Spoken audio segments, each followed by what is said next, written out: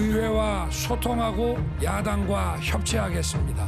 여당보다 더 야당을 가까이 해야지. 대통령이 정치적으로 편협하다, 포용력이 없다. 서욱 전 국방장관의 불구속 상태로 재판. 더불어민주당 당사에 대해 다시 압수수색에.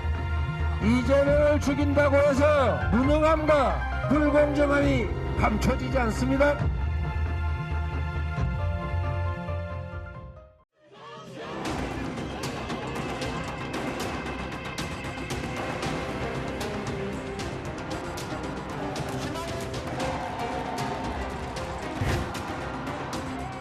이렇게 되면 윤석열 후보가 당선이 확정됐습니다.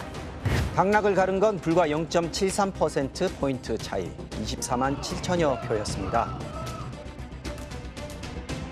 대선 역사상 가장 치열했던 초박빙 승부였습니다. 진 쪽의 눈물과 탄식은 말할 것도 없었고 이긴 쪽도 크게 웃지 못했습니다. 엄청나게 당황했습니다. 사실은 지금도 좀 환호일색은 아니에요. 차이가 워낙 적었기 때문에 국민께서 이 정도 차이로 당선시켜 주신 데는 또 커다란 의미가 있을 것이다. 정권은 교체됐지만 0.73%포인트라는 차이에 담긴 표심. 다름 아닌 통합이었습니다. 세대 간의 갈라치기라든지 남녀가 서로 혐오하면서 그런 것들을 정치에 이용하는 모습들이 너무 가슴이 아팠거든요. 굉장히 분열돼 있었기 때문에 좀 하나된 좀 대한민국을 만들어줬으면 좋겠어요.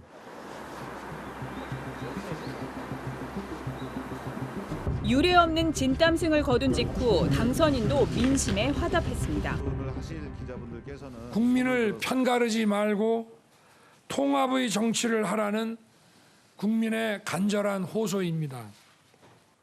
국익을 우선하는 정치는 대통령과 여당의 노력만으로는 불가능합니다. 의회와 소통하고 야당과 협치하겠습니다. 새 정부가 국회 과반의 거대 야당과 공존할 수 있을까 하던 불안감도 다독였습니다. 민주국가에서 여소야대라고 하는 것은 굉장히 자연스러운 일이고 여소야대 상황을 통해서 우리나라의 민주주의와 정치가 훨씬 성숙돼 갈 수 있는 그런 기회라고 생각합니다. 지난해 2022년 우리는 치열했던 대결과 갈등의 혼돈 속에서 문을 열었습니다. 선거는 끝났고 정권은 바뀌었습니다. 아슬아슬한 승부 끝에 탄생한 대통령은 소통과 협치, 통합을 다짐했습니다.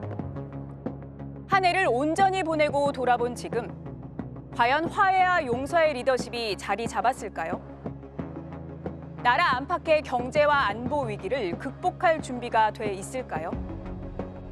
새해 첫날 인사드리는 스트레이트.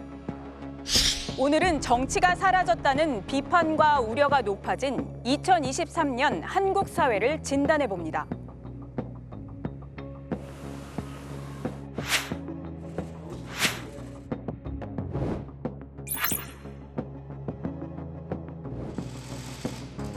취임 한 달째 윤 대통령. 이상호 위원장이나 홍준 원내대표 같은 야당 지도부 만나실 계획도 있으신가요? 당연히 만나야죠. 일단 그 의회 지도자들부터 좀 만나고 그러다 보면 이제 자연스럽게 우리 여야 중진들도 만나고 이렇게 다 하게 되지 않겠나. 저도 좀 기다리고 있는 상황입니다. 제1야당 대표는 선출되자마자 대통령의 만남을 제안했습니다. 윤석열 대통령께 다시 한번 공식적으로 영수회담을 요청드립니다. 여야가 초당적으로 머리를 맞대고 의논을 해야 된다고 생각합니다. 그러나 윤 대통령은 아직 야당에 손을 내밀지 않고 있습니다. 윤석열 대통령이 대통령 당선되고 나서는 통합이라는 단어를 많이 썼습니다. 그런데 이제 5월 9일 취임사부터는 통합이란 말이 좀 사라졌어요. 지금 통합보다는 분열 쪽으로 지금 움직이고 있었다. 1987년 대통령 직선제 도입 이후 역대 대통령들은 어땠을까요?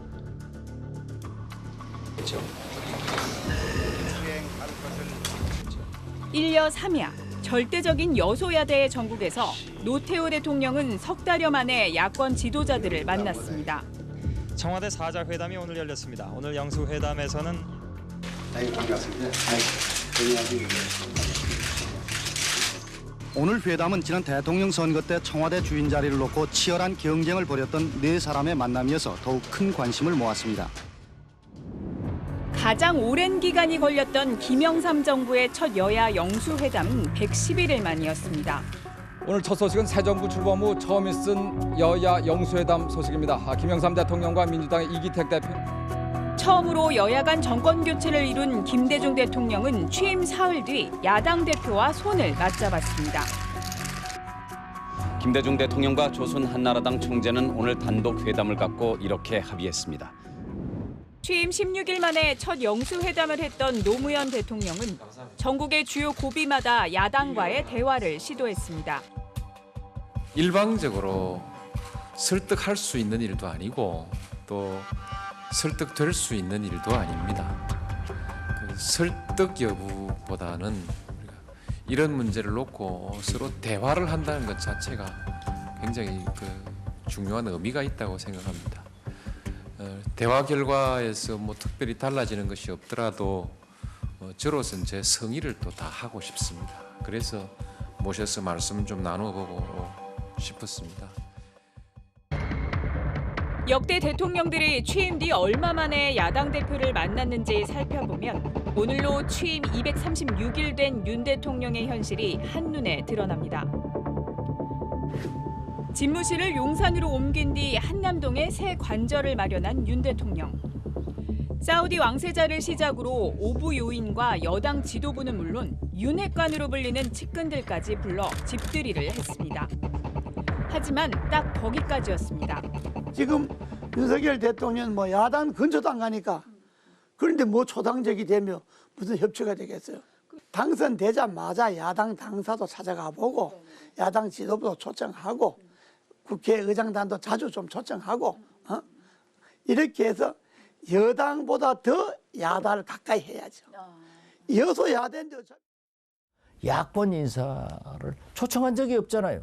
그러니까 윤석열 대통령이 정치적으로 편협하다, 포용력이 없다 하는 게 나오는 거죠. 여야 관계가 정상 궤도를 벗어나면서 그간 볼 수 없었던 진풍경도 벌어졌습니다.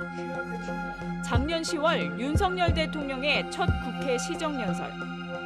윤 대통령의 연설 내내 본회의장 절반이 넘는 민주당 의원들의 자리가 텅 비어 있습니다. 회의장 밖에서 피켓 시위를 하고 있던 겁니다.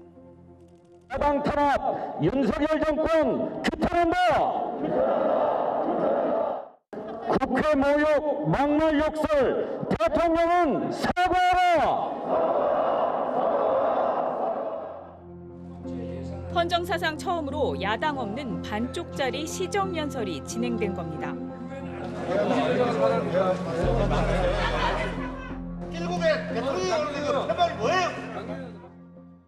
약 30몇 년간 우리 헌정사의 하나의 관행으로 굳어져 온 것이 어제부로 무너졌기 때문에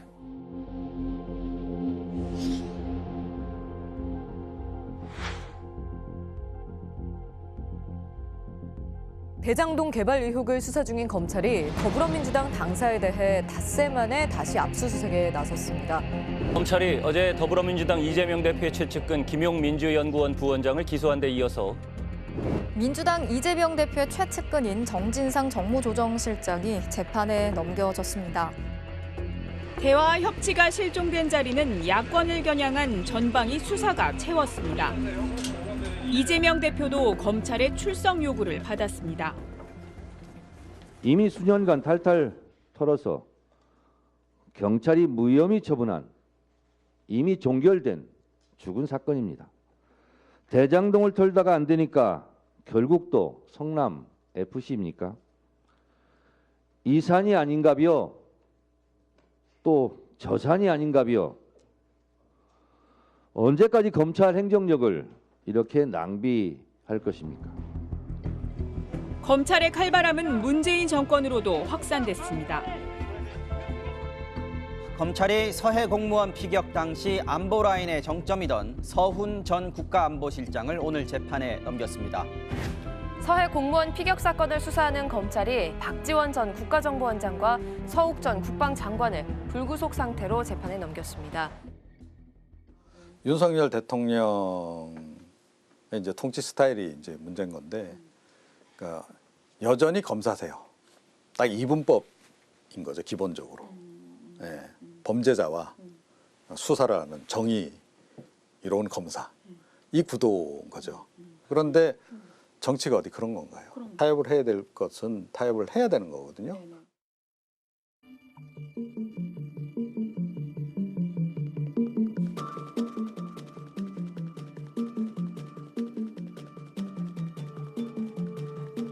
상상도 하기 힘들었던 참사에 이르자 정부의 민낯은 더 선명하게 드러났습니다. 책임 회피부터 서둘렀습니다. 통상과 달리 경찰이나 소방 인력이 미리 배치함으로써 해결될 수 있었던 문제는 아니었던 것으로 지금 파악을 하고 있고요. 농담도 서슴지 않았습니다. If there's a World Series between New York Yankees and Boston Red Sox, we should mobilize a lot of police. No? 국민이 뽑은 정부가 맞냐는 유족들의 절규. 여당 의원님들께서 저희 손을 적극적으로 잡아주실 줄 알았습니다. 정부가 바뀌었지 않습니까? 새 정부지 않습니까? 새 정부면 더 적극적으로 이런 참사가 일어나고 국민들이 아파할 때 더 보담을 주고 토닥거려줘야 되는, 당연히 그렇게 할 거로 믿었습니다. 근데 정부나 여당이나 철저히 저희를 외면하더군요. 예, 저희들을 위해서 일을 해주셔야죠. 저희 국민들이 뽑았습니다. 당신들을 우리 대신해서 이런 비참한 일, 이런 억울한 일 당했을 때 도와주라고 우리 국민들이 당신들을 대표해서 뽑았습니다. 근데 왜 일 안 하십니까? 어제 예를 들어서 저 블루스케 이번에도 법과 원칙이 등장했습니다. 같은 경우에는 불법화된. 저는 일단 경찰 수사 그리고 송치받은 후에 신속한 검찰 수사에 의한 진상 규명이 국민들께서 더 바라시고 계시지 않나 이렇게 생각합니다. 이상민 장관 정신건에 대해서는 의견 없으신가요? 그런 건 없었고요. 네, 일단 건물이 그냥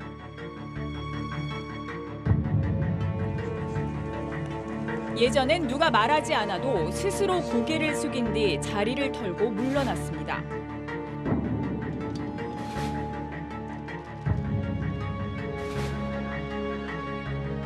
그런 최소한의 정치 도의적 불문율마저도 이젠 무너져 내렸습니다.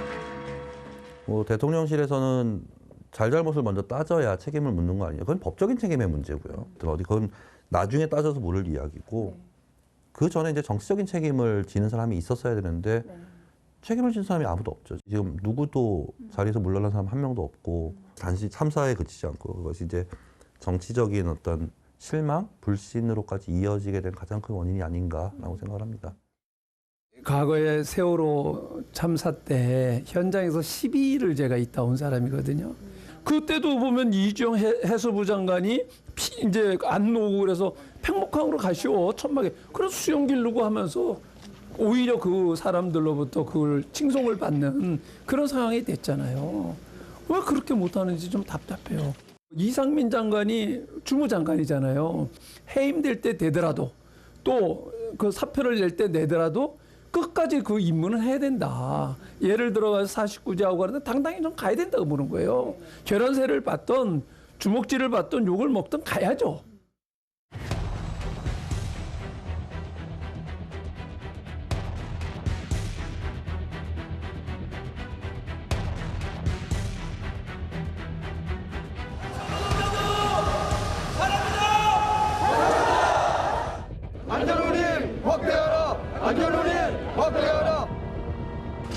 갈등은 타협과 조율이 아니라 사법 처리의 대상일 뿐이었습니다.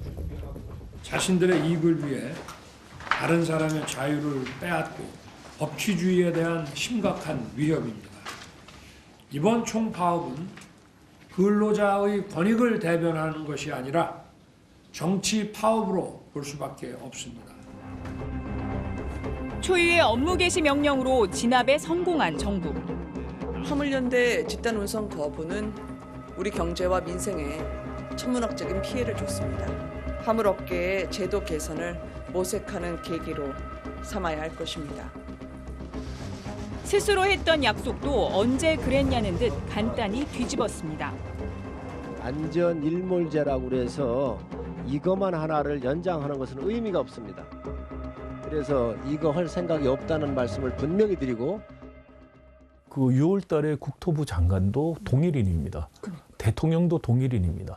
그때는 그러면 왜 불법 파업하는 노조와 그렇게 타협을 해서 그리고 약속까지 하고 그리고 나서는 왜 11월에 약속을 내팽겨치면서 갑자기 불법이라고 그러고 굴복하지 않겠다라고 했는지 거기에 대한 설명이 필요해요.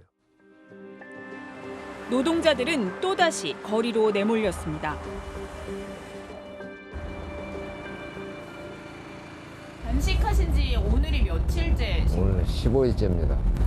거의 폭력적으로 저희들을 진압을 했어요. 총파업을 접으면 뭐 연장해주겠다라고 또 당정 협의를 통해서 이렇게 국민들한테 약속을 했잖아요. 지속돼서 이제 이렇게 거짓말을 하는 거잖아요.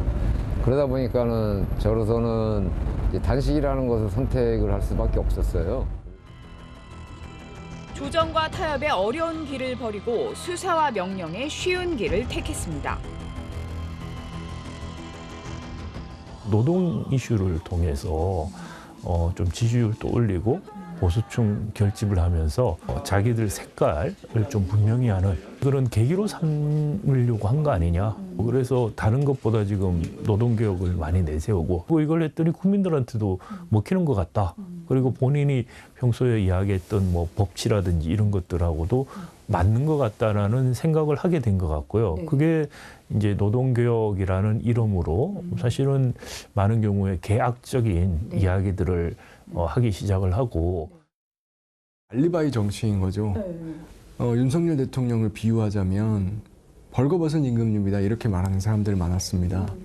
벌거벗은 내 몸을 쳐다보지 말고 잘못을 한 다른 사람들을 쳐다봐라 라고 계속해서 눈앞의 대상을 비난하고 혐오의 말을 뱉어내고 수사하고 처벌하고 공격하고 또 자기가 욕설을 하고 자막 탓을 하고 언론 탓을 하고 하청 노동자 탓을 하고 노조 탓을 하고 야당 탓을 하고 계속해서 다른 사람들을 비난하고 그 사람들에 대한 혐오의 발언을 해서 벌거벗은 내 몸 쳐다보지 말고 저기 쳐다봐라 라고 계속 알리바이를 만드는 거죠. 현 정부 출범 이후 가장 첨예한 갈등을 몰고 왔던 화물연대 운송 거부 사태. 끝내 정부 여당의 일방통행으로 막을 내렸죠. 그러나 야당의 나태함과 무기력함도 지적하지 않을 수 없습니다. 화물 노동자들이 생존의 마지노선으로 여겼던 이른바 안전운임제. 작년 말, 그러니까 어제로 효력이 없어졌지만 파업 전까지 국회는 사실상 손을 놓고 있었습니다. 여야 간 줄다리기 속에 시급했던 민생 법안까지 뒷전으로 밀린 겁니다.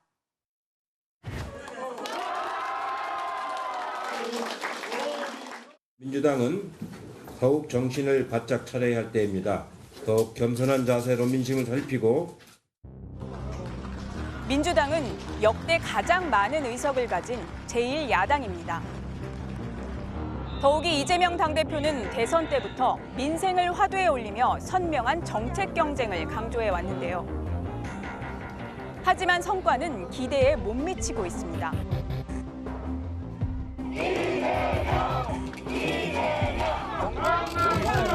단선이 확실합니다. 감사드립니다. 지역 발전에 도움이 되는 일들을 최대한 잘 해내겠습니다. 대선 패배 석 달 만에 정치 무대로 복귀한 이재명 민주당 대표. 사실 그 역시 여의도 정가에서는 윤 대통령과 크게 다르지 않은 초보 정치인입니다. 변방의 시민운동가와 인권 변호사를 거쳐 화려한 단체장 경력을 가졌지만 배지를 단 건 이번이 처음입니다. 그런 그가 단숨에 거대 야당의 수장에까지 올랐습니다.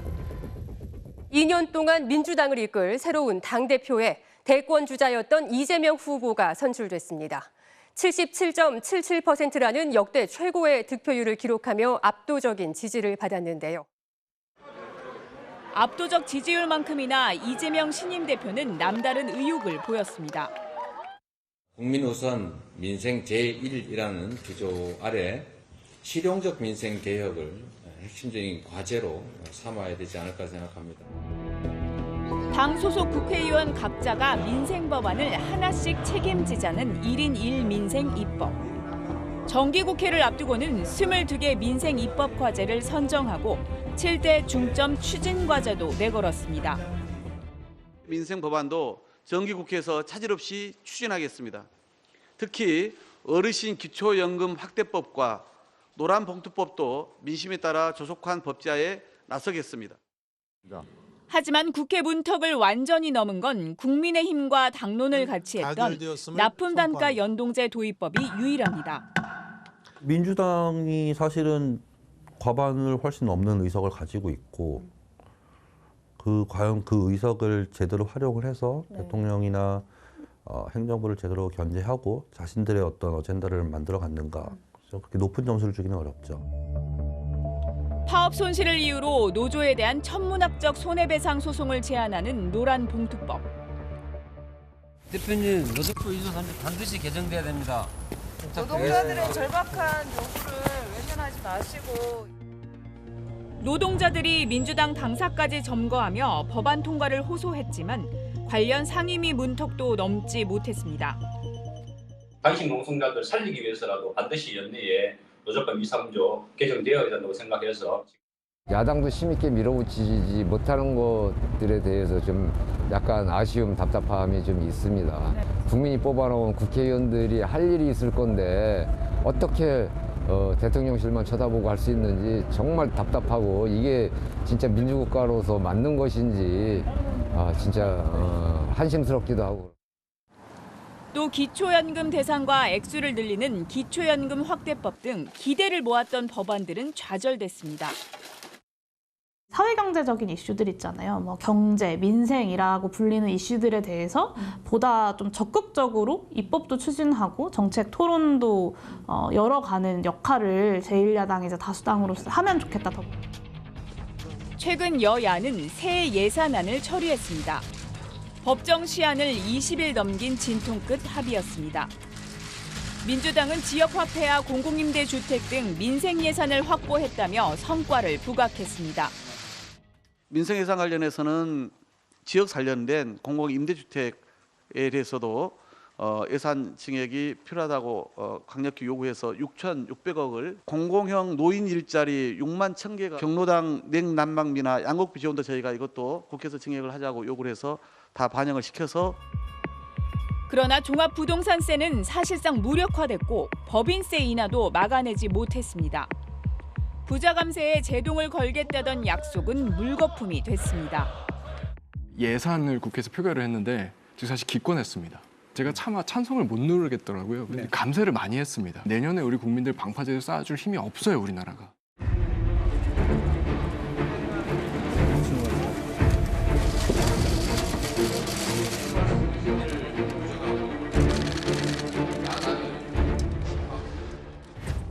임기 초반의 국정 지지율로는 전례 없이 낮은 수준의 현 정부.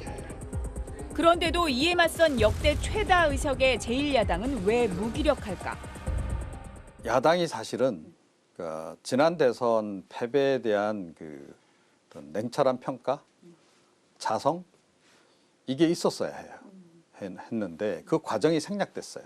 이재명 대표가 정치 활동을 너무 빨리 재개하는 바람에 그 영향도 상당히 받은 겁니다. 어찌됐건 다시 한번 이재명으로 뭉치자, 이렇게 이제 된 거고, 그런 상태다 보니까 어떻게 보면 방향성을 아직 좀 재확립을 못한 상태예요.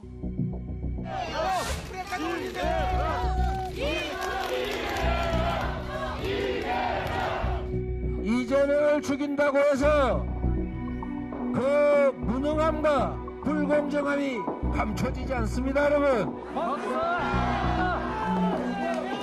가장 불공정하고 가장 몰상식한 정권이 바로 윤석열 정권입니다, 여러분.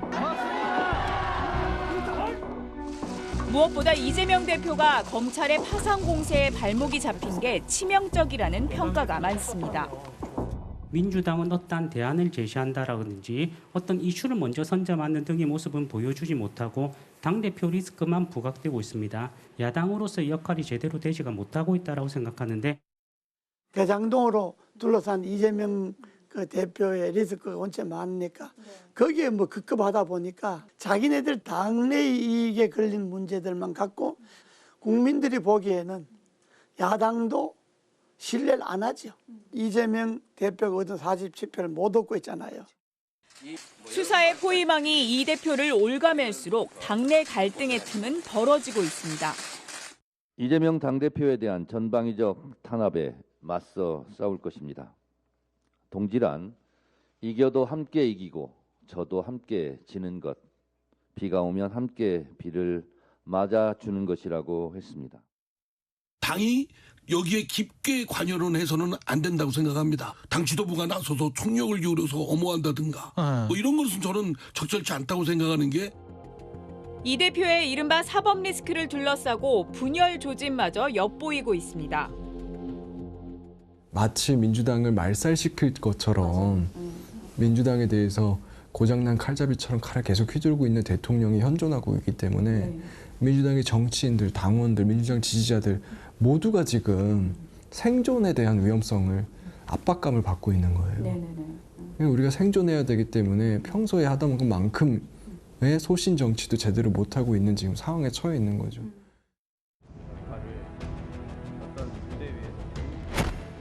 검찰의 십자포화가 거세지면서 민주당은 대통령의 최측근으로 통하는 한동훈 법무장관과 날카롭게 대립했습니다. 이 과정에서 일부 의원들의 조급증이 논란을 부르기도 했습니다. 작년 5월 한동훈 장관 후보자 인사청문회, 민주당 김남국 의원이 포문을 열었습니다. 한 장관의 딸이 이모와 같이 논문을 썼다고 주장한 겁니다. 이 논문을 일저자로 썼습니다. 이모하고 같이. 공저자가 아니라 일저자로. 누구와 같이 썼다고요? 이모하고요. 이모. 제 딸이요? 그렇습니다. 위원님, 제가 사실 뭐 이걸 잘 챙겨보는 아빠가 아니라 잘 모르긴 하겠는데요. 이모랑 뭘 같이 했다는 얘기는, 논문을 같이 썼다는 얘기는 제가 처음 들어봅니다. 그런데 이 논문은 한 장관의 딸과 관련이 없었습니다. 한 장관의 조카가 외숙모인 이모 교수와 함께 이름을 올린 논문이었습니다. 결국 논문 공저자가 이모 교수로 적혀 있는 걸 한 장관 딸의 이모로 착각했다는 조롱을 들어야 했습니다. 같은 날 최강욱 의원도 한 장관의 딸을 겨냥했습니다. 어머니 인맥으로 대기업에서 노트북을 받아 봉사활동 중인 보육원에 기부했다는 엄마 찬스 의혹을 제기한 겁니다. 기증자가 한 아무개라고 나옵니다, 지금. 그리고 거기에 해당되는 것이 영리법인이라고 나옵니다. 하지만 한 아무개는 기증업체인 한국3M의 이름을 익명 처리한 것이었습니다. 위원님, 아까 말씀하신 건 한땡땡으로 나온 거 있지 않습니까? 그거 한국3M 같습니다. 한국3M. 아니면 영수증이 한국3M으로 돼 있기 때문에 아마 다시 한번 확인해 보셨으면 좋겠습니다. 설익은 제보를 조급하게 폭로하다 자기 발등을 찍기도 했습니다. 제보 내용에 따르면 김앤장 변호사 30명가량이 있었습니다. 그리고 윤석열 대통령도 이 자리에 이 청담동의 바에 합류를 했습니다. 기억나십니까? 저는 법무부 장관직 포함해가지고 제가 뭘 앞으로 어떤 주의 종직이라든가 뭐 다 걸겠습니다. 의원님 뭐 거시겠습니까? 거시는 거 좋아하시잖아요. 윤석열 대통령과 한동훈 법무장관의 청담동 심야 술자리 의혹을 제기했던 더불어민주당 김의겸 의원이 사실상 주장을 철회하고 사과했습니다. 유권자들이 뭐 이렇게 의미 있는 거 이런 것들 잘 기억을 안 하거든요. 그러니까 지금 어려우면 차라리 약간 화풀이라든지 뭔가 이거를 다른 부분으로 돌릴 수 있는 뭔가 한 방을 터뜨려야 되겠다라는 생각을 자꾸 하는 것 같습니다. 그러다 보니까 정치가 감정적이 되고. 저는 민주당 정치를 부활시켜야 돼요. 민주당 정치는 눈앞에 이익을 쫓아가는 정치가 아닙니다. 대의를 쫓아가는 정치고 그랬을 때만이 국민들한테 선택을 받았던 게 민주당의 역사예요. 정부 여당의 실정이 거듭된다고 해서 야당에 대한 기대가 커지지도 않습니다. 윤석열 대통령이 국민적 지지를 못 받았으면 민주당이 받아야죠. 그게 못했어요. 민주당도 책임이 큽니다. 대한 세력으로서 못했단 말이에요. 국민들이, 절대적 지지자들이 우리가 그렇게 많이 당선시켜줬는데 하는 게 뭐 있냐? 질질 끌려다니고 아무것도 못하지 않냐? 윤석열 대통령의 발목을 잡는다로 비칠 수가 있단 말이에요.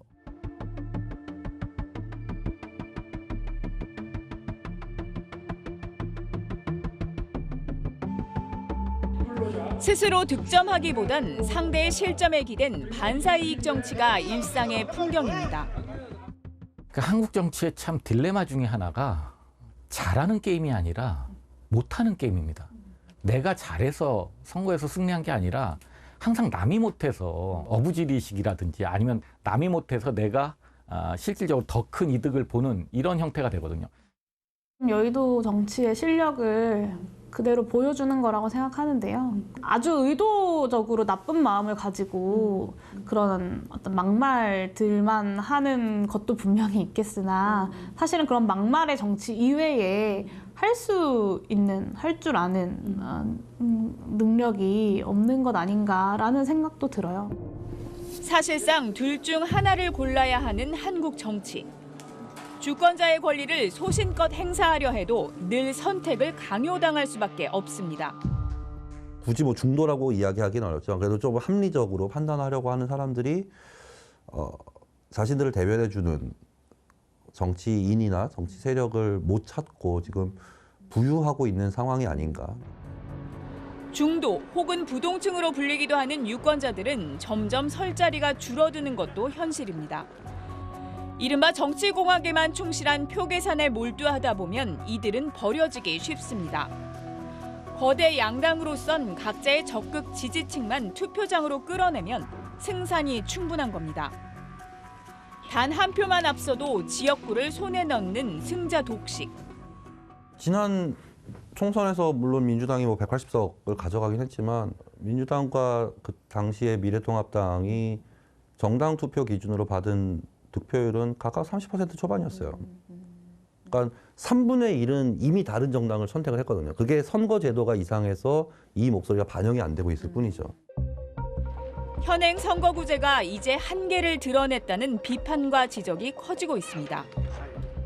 양당 제도가 이대로 있는 한은 제왕적 대통령제를 벗어날 수가 없고 여당 대통령실 눈치 보는 거고 야당 항상 싸움만 하는 거고 전국이 안정될 수가 없습니다. 그러니까 선거 1년 전이니까 아주 연초부터 야당이 다수니까 선거법 개정안 우리는 소선거구제를 중대선거구제로 하고 양당제를 다당제로 바꾸어서 정권은 다당제 연합정권을 만드는 이 틀을 만들겠다. 그래서 선거법도 손질하고 정당법도 손질하고 더 나아가 개헌도 틀을 만들고 이런 것을 야당이 여당에 제의하고 87년 체제인 현 육공화국 헌법은 명을 다했다. 그 30년이면 한 세대가 바뀌는데 이거는 지금 현재는 전혀 안 맞죠. 세계 경제 10위권 내에 드는 나라가 됐잖아요. 이러한 이 다원화돼 있고 몸집이 커져 있는 상황 속에서 한 사람이 모든 것을 이끌어간다? 그건 불가능한 얘기예요. 그래서 이 헌법 바뀌어야 된다. 그래서 제가 생각하기에는 다당제를 전제로 한 의원내각제가 다원화되어 있는 그런 국민적 욕구도 수용할 수 있는 정당이 많이 있어야 되고 이른바 게임의 법칙을 둘러싼 논의와 함께 올해 정치권은 큰 폭의 지각 변동을 예고하고 있습니다. 내년 4월 총선을 앞두고 여야의 사활을 건 공천 경쟁이 사실상 막을 올렸기 때문입니다. 대통령을 배출한 여당은 공천권을 가지고 있는 사실상 대통령의 눈치를 보는 정부의 하수기관으로 전락하게 됩니다. 대통령이 원치 않는 일에 절대 협조하지 않아요. 그게 우리나라의 소선거구제입니다. 공천만 받으면 끝인 게 소선거구제거든요. 국민들 앞에서 경쟁하는 게 아니에요. 공천권자 앞에서 경쟁하는 거지. 그러나 유권자들이 여전히 거대 양당의 패권 정치를 두고 볼지는 미지수입니다.